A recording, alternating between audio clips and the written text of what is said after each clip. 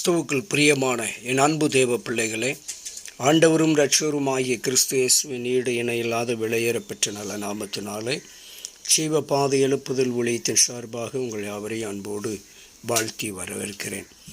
கர்த்தர் இந்த நாளிலே நமக்கு கொடுக்கிற ஒரு நல்ல வாக்குத்தத்தம் சங்கீதம் 37 அதிகாரத்திலே ஸ்தோத்திரம் 9வது வசனம் அழகாய் சொல்லுகிறது. கர்த்தர் நல்ல ஒரு வாக்குத்தத்தம் கொடுக்கிறார் பாருங்க.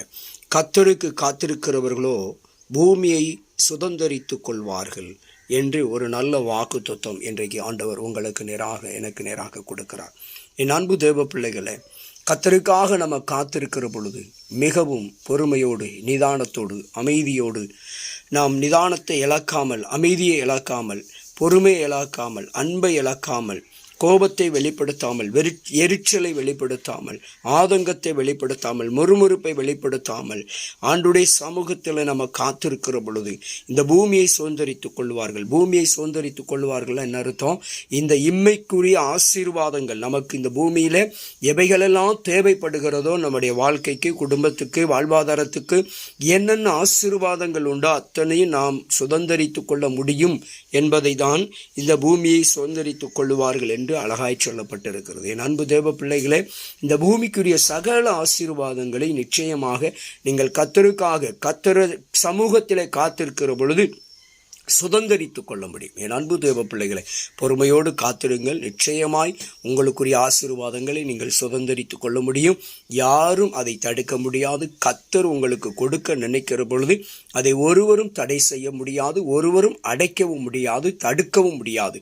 என் அன்பு தேவ பிள்ளைகளை, கர்த்தருக்காக பொறுமையோடு காத்திருங்க. தேவ சமூகத்தில் காத்திருங்க. செபத்தோடு, வேத வாசிப்போடு, வேத தியானத்தோடு மிகவும் நிதானத்தையும் பொறுமையையும் அன்பையும் இழக்காதபடிக்கு ஆண்டவர் சமூகத்தில் நீங்கள் காத்திருந்தீங்கன்னு சொன்னால், தேவ சமூகத்தில் இன்னும் ஒரு படி மேலே போனால் செபத்தோடு கண்ணீரோடு தேவ சமூகத்தில், உங்கள் கண்ணீர் மனுஷனுக்கு முன்பாக அல்ல, கர்த்தருக்கு முன்பாக வடிக்க வேண்டும்.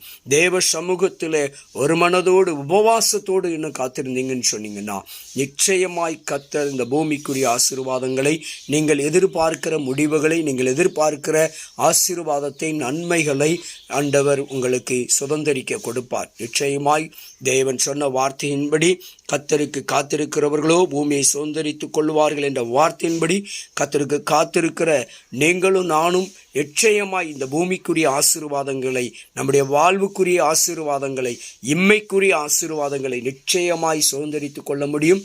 கர்த்தர் சுதந்தரிக்க உங்களையும் என்னையும் ஆசீர்வதிப்பார், தகுதிப்படுத்துவார். நிச்சயமாய் காத்திருங்கள். தேவ சமூகத்திலே பொறுமையோடு காத்திருங்கள். நிச்சயமாய் ஏசப்பா ஒரு நாள் உங்களை கைவிட மாட்டாங்க. நிச்சயமாய் ஆசீர்வாதத்தின் சுதந்திரவாளிகள் நீங்கள் சுதந்தரித்துக் கொள்வீர்கள். நல்லதே நடக்கும், நன்மையை கிட்டி சேரும். இந்த வார்த்தையை கர்த்தர் ஆசீர்வதிப்பார். God bless you.